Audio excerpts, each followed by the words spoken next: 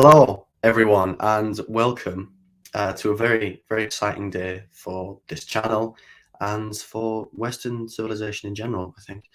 Um, this is the first ever live show from the Riley Hall show. It's very, very exciting. We're going to be doing these every week, and we're going to be covering all the kind of usual stuff that we cover. We're talking about sort of the more serious side of politics, trying to explain things in a way that can kind of make them digestible and talk about stories that you might have heard of or you might not have. But we're also going to be doing some other segments, particularly talking about some of the incredibly sophisticated mental gymnastics that right-wing pundits display on a daily basis, and having a laugh and look at those things, and so much more. So yeah, we're very excited about the show. So the first story that we're going to be talking about today, and I want to hear your input throughout the whole thing. So if you want to put a comment in or anything like that, absolutely, feel free, go for it. We're going to be talking about Ukraine, and I know people are probably sick of hearing about Ukraine, but there's something I think that's very important, because it kind of relates more to the UK. So as citizens of the UK, we need to be pushing our government to do everything that it can, right? I think everyone kind of agrees with that. But Labour have had to push the government continuously, and are still pushing the government, to fast track visas for Ukrainian refugees. So if we can get the graphic up here, or some of the data. Thank you very much, Jack. Jack, our wonderful producer. You can see where refugees have been going throughout Europe, right? And there's this little asterisk there in the graphic that kind of shows that that's how many visas we've issued. There are some reports that maybe it's slightly more than that it's like, somewhere around 500 rather than 300. But at the end of the day, it is way, way less than loads of other countries, right? But a lot of people will say, well, of course, we're miles away, right? When we're nowhere near Ukraine, whereas like Poland, Hungary, Slovakia, Moldova, those guys, they're all, next door. But how do you explain Ireland? Because in that graphic, it was pretty clear that Ireland have taken in about 1,500 Ukrainian refugees. And Ireland's further away from Ukraine than we are. So it's ridiculous that we're not taking in more. The rest of the EU has literally decided to sort of waive the whole visa application thing, welcome the refugees, allow them to stay for an extended period of time, and then kind of things can return to normal. So you'd assume that that's what we do, but we're not tethered by the EU anymore. We are our own country. Global Britain is here, and Global Britain is very much isolated, and we are choosing to not help people who are fleeing from war. And people have been denied access at the Calais crossing to get from France to the UK. We're being very callous, as per usual, with refugees in this country, and that's very, very concerning. So we have these, this terrible response by the government. Labour offering this better alternative of fast tracking visas. I think a situation where we get rid of the whole visa requirement at all for Ukrainians, I think is probably the best way of going about it. I think that's pretty obvious, but whatever. What do I know? So that's our response, right? And then there's also obviously all these sanctions that have been implemented that the UK is kind of lagging back on.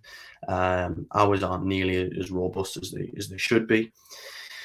But sort of moving to a different part, I think, of this situation in Ukraine is this mysterious Russian Z campaign, which has been just kind of appeared out of nowhere.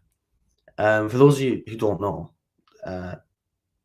there's been the letter Z has been sort of appearing, or Z for any American viewers, is kind of just been appearing in places in Ukraine and in Russia recently, and it's supposedly a pro-war symbol, right? And it kind of represents, you can see the graphic there, it kind of like represents a willingness to fight against Ukraine and to kind of conquer the country.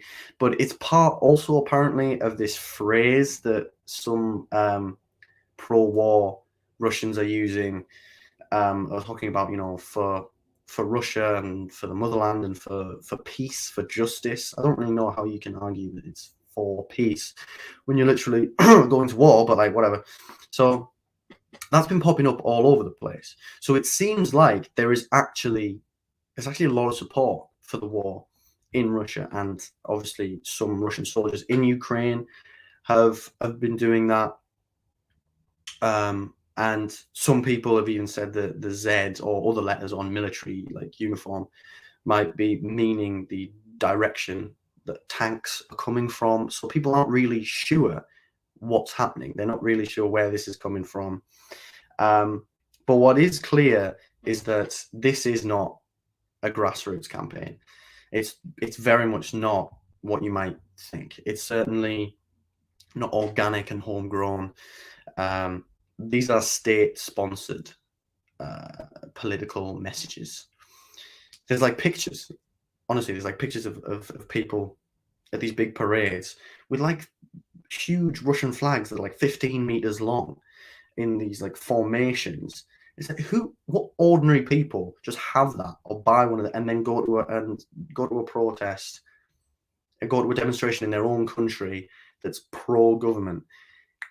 Doesn't really add up. And there's a really great thread on Twitter I think you should all read, by a guy, I think his name is Dr. Ian Garner. And it's fascinating because he kind of debunks the idea that this sort of Z campaign is a real thing. It's kind of come to like an organic thing, and that it's grassroots. Because when you look at the hashtags, like it's genuinely so bizarre. When you look at the hashtags in Russia for the letter Z and stuff, it's mainly people doing like Zumba classes and like advertising just things that might begin with the letter Z. There's also been confusion because some people think that the Z represents Volodymyr Zelensky, the Ukrainian president, because obviously his name begins with the letter Z. It's also really weird because the letter Z is in the Latin alphabet. It's a Latin character, and Russia has a different alphabet to that, so I don't know why they'd make it a letter that they don't even have in their own alphabet. There are some people who think it's related to this kind of zigzagging ribbon symbol, which is kind of like their, Russia's version of the remembrance poppy, but it's a bit unclear.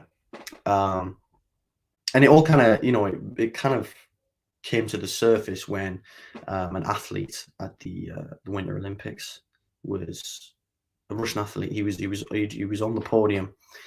Yeah, there he is, and he had the letter Z on his uniform there, on his kit, and there's been a lot of backlash from that, and I think he's faced repercussions of some kind. Because obviously that's a pro-war symbol. At least it appears to be that way. But look, it seems like really, there's a lot of very clearly organic protests going on in Russia against the war, and I think most people aren't supportive of it or are quite ambivalent towards it in Russia. But it's very difficult to tell with these kind of things because, this is a country where, if you do dissent, then you're going to be imprisoned, or worse, right? So it's difficult to do polling. It's difficult to assess public opinion and things like that. But it does seem like the war effort, just like this propaganda effort, is failing. Ukraine has held a lot firmer than a lot of people thought it was going to, because Russia I think Vladimir Putin especially has kind of overestimated his own abilities and underestimated the abilities of the Ukrainian people. I mean, like, some people think that he's this guy who's like playing chess while everyone else is playing checkers, and he's like this big brain genius, and you know, he's got this master plan. And like, maybe that's true, but it's seeming less and less and less likely that that's the case. But who knows? So here's a graphic that kind of sums up quite well, and shows us the situation in Ukraine right now. So there's clearly been Russian advances in various places, and you can see there near Kiev, there's quite a lot of Russian advancement that's gone there. There's a lot of control in the areas closest to Russia, and obviously Crimea, which was annexed in 2014. But a lot of the country is standing firm. And they've even, the President Zelensky is going to make a speech to the UK Parliament soon, and that's pretty historic. So, only time will tell what Vladimir Putin's endgame is here. But I can't imagine it's anything particularly good. I think we all know that for sure. That's the kind of cutting-edge political commentary that you get on this show. Vladimir Putin doesn't want anything good. There you go. So yeah, we'll have to see kind of how that sort of Z campaign develops, but it does seem like it's very much something fueled by the Russian state. The Kremlin are kind of pushing people towards that a bit, I think.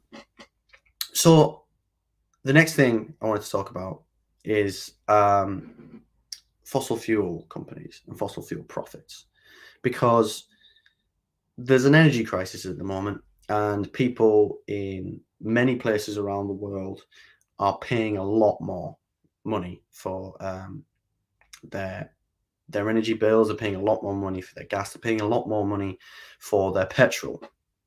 And that might make you think that the companies that are producing that are struggling financially, but that doesn't really appear to be the case. So Ed Markey, who is one of the best senators in America, he's co-sponsored loads of great legislation like Medicare for All and the Green New Deal stuff and all that. Ed Markey tweeted this recently. He said, here's a fact you won't hear on Fox News today. Exxon, Chevron, and Conoco made $46 billion in profit in 2021. Now they're using 40% of those profits for stock buybacks. Big oil is raking it in, raising prices, and taking advantage of the war in Ukraine to push for more drilling. So not only are those companies raking in huge profits whilst increasing costs for ordinary people, for consumers, they're also trying to exploit the fact that there is now a war in Ukraine, an invasion of a sovereign nation, killing of innocent civilians. They're trying to exploit that to make more money, because, well, now we don't want to rely on Russian oil and gas, do we? So let's rely more on American oil and gas or European oil and gas, right? So this whole situation is just one big opportunity. It's just a business opportunity for them. It doesn't matter, who dies, who gets hurt, as long as they can make a quick buck, right? So people are getting hurt. And obviously the cost of living increasing is devastating for a lot of people. I mean, like, I don't think we realize how messed up it is, really, that the cost of living is even a thing that we say. I mean, how messed up is that? Like, it shouldn't really cost anything to live. I think surely we should all agree that all the basics you need to survive, certainly in a wealthier, developed country like Britain or France or Germany or the US or whatever, you should, everyone should have, shelter, everyone should have food, everyone should have water, everyone should have heating and electricity. Like, those basic things are not too much to ask. But now, not only are people having to, obviously, not only do people have to pay for it now, they have to pay even more. And that is going to mean people have to cut down on the bills in other ways. They're going to have to spend less on food. They're going to have to spend less on clothes. They're going to have to spend less on those repairs that they needed for their car, or buying a new washing machine because the old one broke, or whatever. And all the time that hurts the economy, because the money isn't going back into the economy. It's not being spent on local businesses. It's not sort of growing production. That's very kind of basic economic theory, and it's really devastating that both the economic and the moral arguments just don't work for a lot of people, for governments like our own. And you can see this absolutely beautiful tweet from Darren Grimes, who we might talk about in a couple of minutes, actually, who said, Britain isn't at war with Russia militarily, but we are at war with Russia economically. Given where the global energy market is, that means we need to protect our consumers by finding alternative energy sources fast. And guess what? There's a plentiful one under our feet now. So what on earth do you think Darren Grimes is talking about? Well, I think we all know the answer. But in case you don't, he's obviously talking about diamonds. He's been playing a lot of Minecraft, and he can't get away with it. He loves his diamonds, and he thinks that because you can like build like a diamond minecart or something that you can.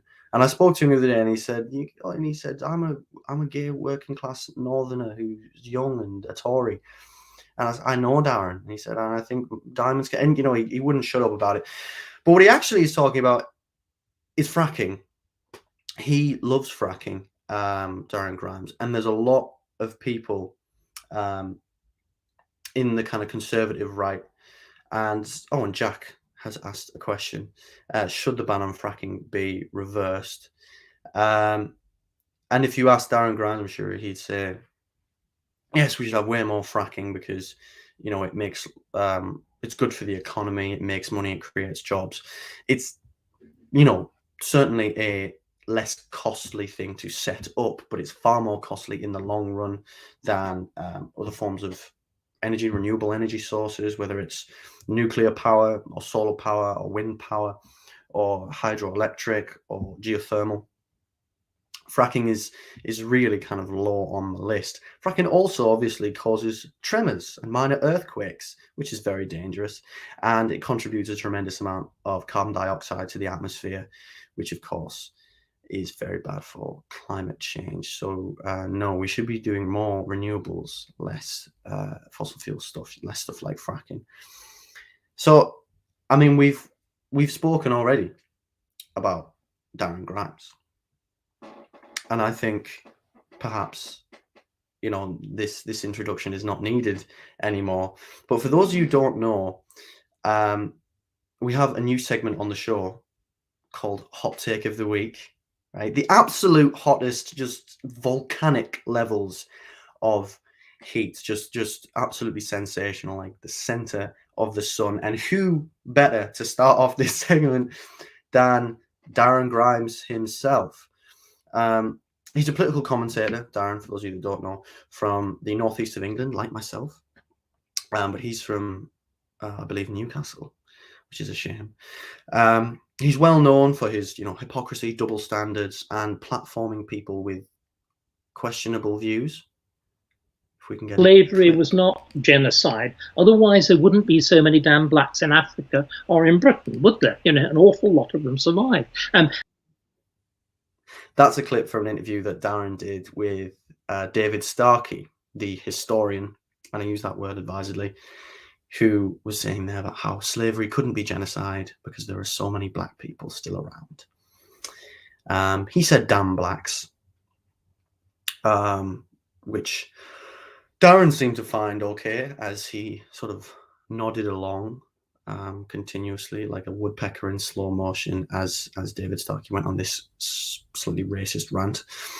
But Darren isn't just known for that. He's a real fighter. And who does he fight? He fights the woke left, the liberals and the leftists and the socialists and the Marxists and the communists, but also people who are fascists. Because the left is fascist, but they're also socialist and communist, but they're also liberal, and they love globalization, but also they need to like globalization because they don't, but they do, but they don't, and they love the EU and hate Britain. But when they want to help poor people in Britain. That's bad. Anyway, so he's an interesting guy, and his hot take of the week was amazing. When I saw it, I just thought we had to talk about it because it is profoundly stupid, which is pretty much everything that he says, but it's also something that I think will get through to a lot of people because it seems like it makes sense, like on the surface. So let's have a look at what sort of tantalizing treasure Darren spewed out onto the internet from his magnificent brain.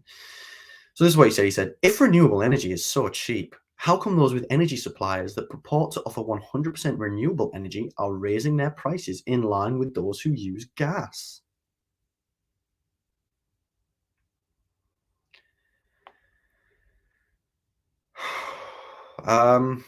Okay. Now, I mean, look, it's a good question. And if someone was asking that in good faith, I'd genuinely be like, yeah, yeah, it is a good question. But he's not asking it in good faith, is he? Because he knows the answer to the question. Or maybe he doesn't. I really don't know. But look, first off, we should obviously have public ownership of energy. That's abundantly clear from this whole situation. Because if we have public ownership of energy, then we could have far greater democratic influence and control over how these services are operated, right? And people's bills wouldn't need to go up because we'd be able to, like ordinary people's bills wouldn't be able to go up because we'd be able to add it to the deficit. And the deficit isn't always a bad thing, by the way. The big magic scary government number isn't always bad. I recommend, if any of you think that deficit is just automatically bad, read The Deficit Myth by Stephanie Kelton. It's a very good book. But anyway, the point that I'm making is we should obviously have public control over energy. It's an essential service. It should not be ran in order to make a profit for a handful of wealthy shareholders and executives. It should be ran to help ordinary people, right? And to provide them with a service that they genuinely really need. So that would probably stop this whole issue anyway, because the state would be able to step in and say, no, we're capping these prices here, and it'd be easier to do that with it under public ownership, because of course the prices wouldn't be direct payments to a private company; they would be taxes. Right? But that aside, why is this actually happening? So first off, there's an analysis from the World Economic Forum that shows us very clearly that renewable energy, for the most part, is significantly cheaper than any other forms, right? They may be more expensive to initially set up, right? And I believe that's especially the case with things like nuclear power. But after a while, it's way cheaper, right? It's cheaper to have those, to maintain those and to like kind of keep them running than it is with the coal plants or, oil or gas or whatever it is. Fracking, Darren. So that's just a fact. But what's also important to recognize is Darren isn't strictly wrong that those prices are also going up for people who are basically on almost 100% or 100% renewable energy. But there's a really great article by a guy called Michael Grubb, who's a professor of energy and climate change at UCL, and he gave this explanation, and I think it's a good one. So he said, energy markets aren't designed to cope efficiently with sources like renewables, which cost a lot to build but far less than fossil fuels to run. He said governments offer long-term fixed price contracts to generators for their output of renewable energy. This has been the biggest driver of investment, while competitive auctions of these contracts to companies keen to build renewables have slashed building costs the most. In contrast, excuse me, households and other small consumers can rarely buy fixed price contracts more than a year or two ahead. Given the uncertainties in wholesale prices, along with governments encouraging competitive switching between suppliers. So the electricity generated from renewables contracts is fed into the rest of the system, which balances the variable output from renewables by generating more or less from conventional sources. So essentially, because we still have a significant reliance on fossil fuels, in this case, more specifically gas, they have a significant level of leverage in the market. They can essentially dictate the way that the prices go, because we have a far too sort of centralized corporate system where when it comes to energy costs and energy distribution. If we made it, and the what's his face, Professor Grubb, I forgot his name for a second, but Professor Grubb says in the article as well that he's proposed a way, he and a bunch of colleagues have proposed a way that you can enhance the autonomy of ordinary consumers, trying to get the right costs for them, and more people would switch to more renewables, which would obviously encourage private investment and public investment into renewable energy more and more. So there's clearly ways to solve that. So that's why, to answer Darren's question, because I know he was sincerely asking it, and he needed to know, and I encourage him to read the whole article and do lots of research, as I'm sure he already tried to do. He's probably just busy being crafty, as he always is, and I can't blame him for that. So I'd like to thank Darren for giving us this wonderful hot take of the week. And next week, who knows who it'll be. I think we all know someone who reminds us of coconuts a little bit, but it might not be. Who knows? Look, we'll see what happens. But this has been Hot Take of the Week, and I appreciate you all very much for tuning in. Thank you all so much for watching the first ever episodes of the Riley Hall Show live. This has been a blast. A big thank you to my producer, Jack Street, who is an absolute legend, who's been helping out behind the scenes, fixing everything up, displaying graphics and stuff, because I am technologically incompetent, so I wouldn't be able to do that. So thank you, Jack. Thank you, everyone who's watching live, and obviously everyone who's watching after the stream has finished. As always, leave your comments. I love reading them, especially the ones that comment about my shiny hair and say that I hate working class people. Those are always great. So it's been an absolute pleasure, and I'll see you in the next one. Thank you all very much, and have a lovely rest of your evening.